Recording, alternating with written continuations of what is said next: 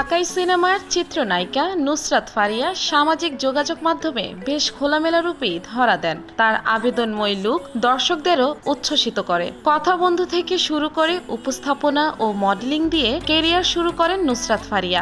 বিজ্ঞাপন চিত্রে আর তার গ্ল্যামারাস উপস্থিতি এবং ভিন্ন ধর্মী উপস্থাপনা আর অভিনয়ের কারণে পরিচিতি পান তিনি।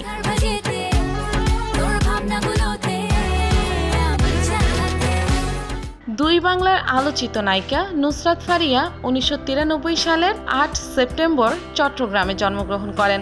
দাদা আর্মি অফিসার হওয়ার সুবাদে তার শৈশব কৈশোর কেটেছে ঢাকা আর্মি ক্যান্টনমেন্টে। ছোটবেলা থেকে আর্মি অফিসার হতে চেয়েছিলেন ফারিয়া। ভিন্ন ধর্মী উপস্থাপনা এবং বিজ্ঞাপন চিত্রে মডেলিং এর মাধ্যমে শোবিজে অল্প সময়ে বেশ পরিচিতি মুখ হয়ে ওঠেন তিনি।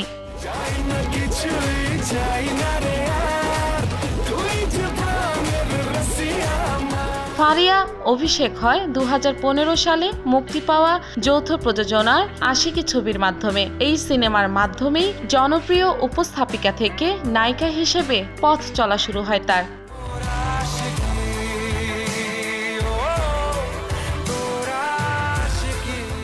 বাংলাদেশ ভারত যৌথ প্রযোজনায় 2016 সালে মুক্তি পায় এই নায়িকার দুটি সিনেমা, হিরো 420 ও বাদশা দ্য ডন। অ্যাকশনধর্মী রোমান্টিক চলচ্চিত্র বাদশা দ্য ডন ছবিটি দিয়ে কলকাতার সুপারস্টার জিতের বিপরীতে প্রথমবার পর্দা ভাগাভাগি করেন নায়িকা ফারিয়া।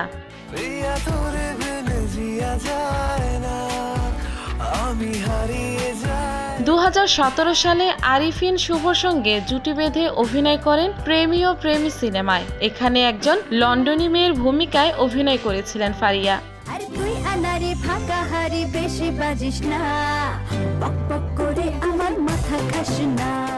এরপর পহেলা বৈশাখ উপলক্ষে একই বছর মুক্তি পায় ধ্যাত তেরিকি। এই ছবিতে বাঙালি লাঠিয়াল মেয়ে শান্তি চরিত্রে অভিনয় করেন ফারিয়া।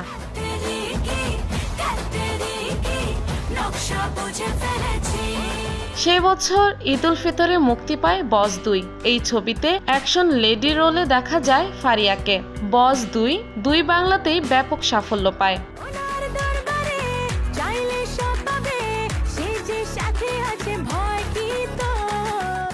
এর পরের বছর অভিনয় করেন ইন্সপেক্টর নটিকে। এই সিনেমায় দেখা যায় নুসরাত ফারিয়া ও জিত জুটিকে।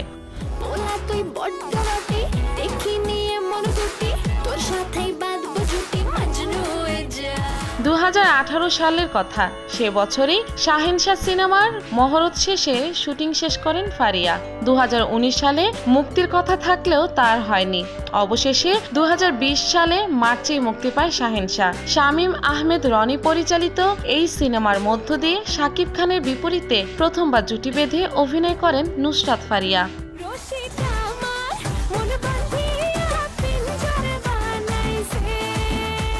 দুই বাংলা মিলিয়ে করোনার কারণে আটকে যায় তার বেশ কটি সিনেমা, যার মধ্যে দীপঙ্কর দীপনের ঢাকা 2040, অপারেশন সুন্দরবন, রাজা চন্দর ভয় অন্যতম।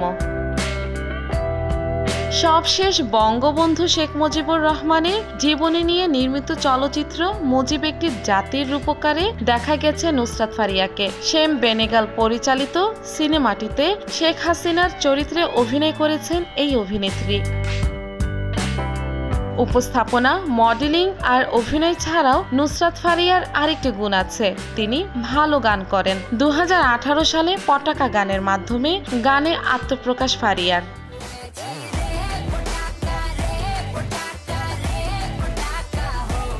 এরপর একে একে প্রকাশিত হয় তার গাওয়া আমি চাই থাকতে, হাবিবি ও বুঝি না তো তাই।